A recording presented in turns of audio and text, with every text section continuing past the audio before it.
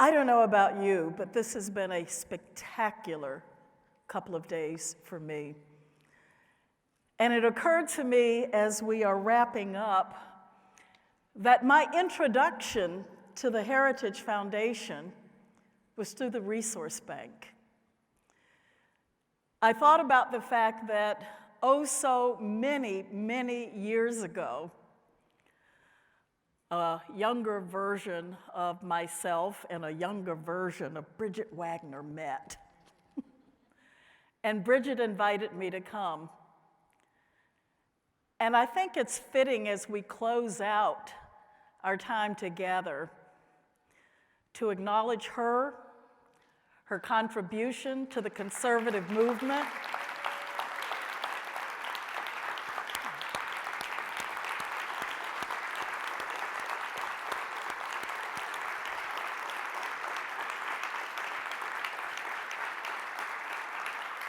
and so many years ago, plucking me out of obscurity and inviting me to come to the Resource Bank.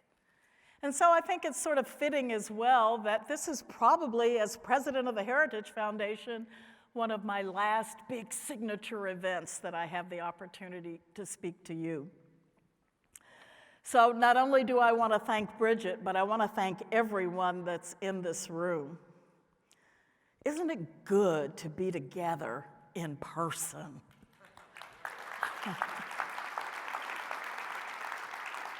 I don't think we would have had the same energy, the same experience if we'd had to do this with little boxes on a computer screen. And Dave, I really do want to thank you as well for all of your comments, for your time that you spent with us. I have spent a good portion of my career saying that unless we can go out and in winsome ways convince people to join our movement, we will lose. And I think, Dave, that you are evidence of the fact that if we come out and we articulate our perspectives and our views, we can win and win people over. And so thank you for your comments. Appreciate you and all that you are bringing and doing for our movement. I want to thank our staff. Did they not do a phenomenal job?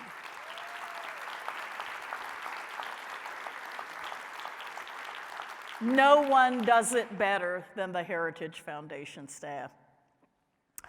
In our last few moments together, I want to reflect a little bit on our amazing shared success of the recent past. I know we've focused a lot of time and attention on the struggles that we face as a nation right now, but I hope that you recognize as well that the future for our movement, I believe, is strong. I don't have to tell you that 2020 was one of the most perilous times in our country's history. You lived through it, as we all did. A pandemic, social unrest, riots in the country, a crazy election cycle, and many of the institutions in our movement suffered greatly as a result of that. Many of your organizations did. But at the same time, many of our organizations worked in our own ways to help America to survive the health and economic consequences of the virus, and we worked to preserve freedom from tyrannical politicians who use the pandemic as an excuse to broaden their own power. Many of us also worked to ensure election integrity as the left loosened rules and pushed for mail-in voting. We fought for school choice when teachers' unions refused to return to work. We worked to mend the racial divide in our country that many politicians used. We confronted big tech as it tried to suppress our voices and as we attempted to bring truth to the American people. And we warned of the many ways the Chinese Communist government was using technology to spy on the American people. And in 2021, With the left controlling the levers of power in Washington, we're going to face even more challenges.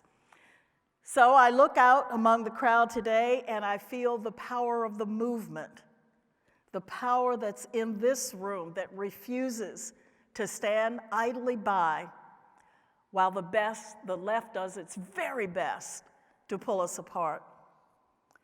We refuse, you and I, refuse to stand idly by. So yes, going with the theme of our time together, Bridget, we, every one of us, all of us, accepts the challenge. Do you?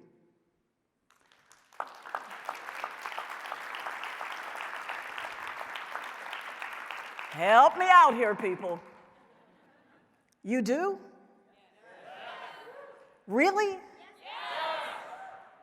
Are you with me when I say we will refuse to stand by as they propose budget-busting infrastructure bills that actually only spend about 5% on infrastructure, by the way, and the rest is nothing more than a Christmas present for the left? Do you refuse to do that? Do you refuse to stand by as they try to defund police departments when we know that defund efforts have done nothing but led to huge surges in violent crimes in cities across America? Do you accept the challenge to not stand by and let that happen? Yes. Y'all a little weak, but okay. Do you refuse to stand by while they try to promote a federal takeover of our elections? I need you to do that. How about as they come into our communities, passing local laws and even attempting to pass them at the federal level that would take away guns from good, law-abiding citizens and leave them only in the hands of criminals? Do you accept the challenge to fight that? I hope so. How about when they are looking at defunding not only our police but our military and cutting budgets when our adversaries are increasing theirs? Will we accept the challenge to fight that because we need to? Thank you. And I've heard a lot about this one, and I know you're ready for the challenge on this. Do you accept the challenge to go into our communities and say, you will not divide us along racial lines, and we will fight you tooth and nail on critical race theory in this country? At the same time that we are willing to acknowledge that there are issues of race, but we are the ones that have the answers, and critical race theory is not it. Do you accept that challenge? That's why the conservative movement exists, and that's why we fight back.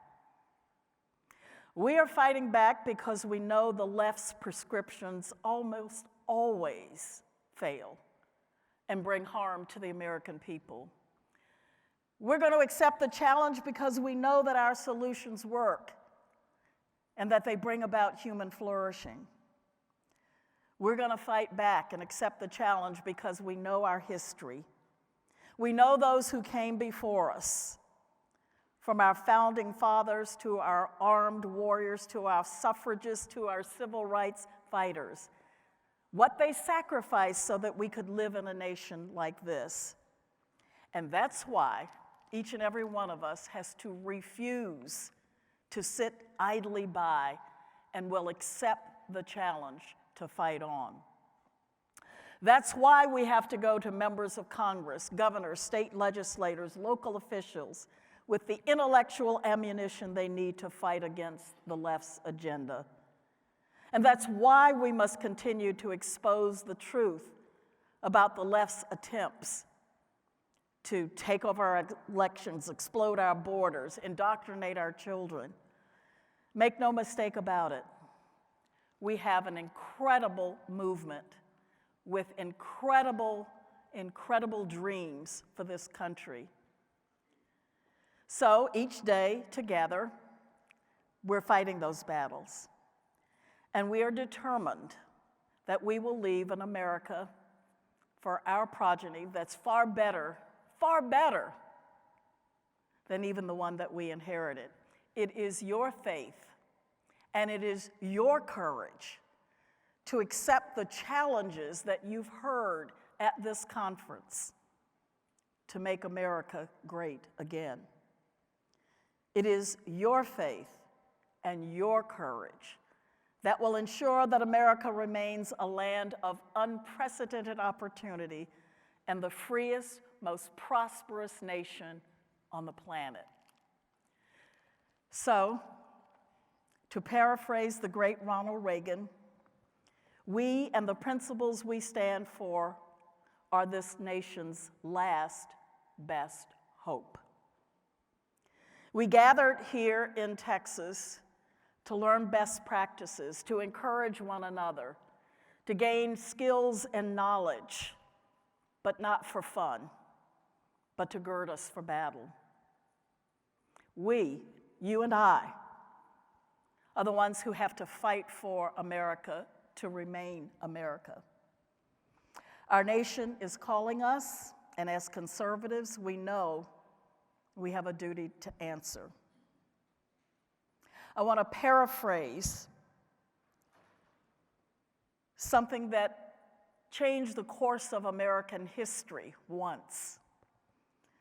And I want to leave you in a paraphrased form with a few K. James edits. What Thomas Paine said in The American Crisis. These are the times that try men's souls. We don't have time for the summer soldier and the sunshine patriot. In this crisis that we face in our nation this day, you and I, we won't shrink from the service of our country. And he that accepts the challenge stands it now, deserves the love and thanks of man and woman. Will you accept the challenge? Will you stand now? Will you accept the love and thanks of your fellow patriots? And remember, tyranny, like hell, is not easily conquered. Yet we have this consolation with us, that the harder the conflict, the more glorious the triumph. And so when asked, once you leave this place and come back in 30 days, when asked, will you accept the challenge? I'm sure that everyone here with me will say, challenge accepted. Thank you for being here. Thank you for everything you do on behalf of the country that we all love every single day. And let's get busy. Bridget, thank you so much.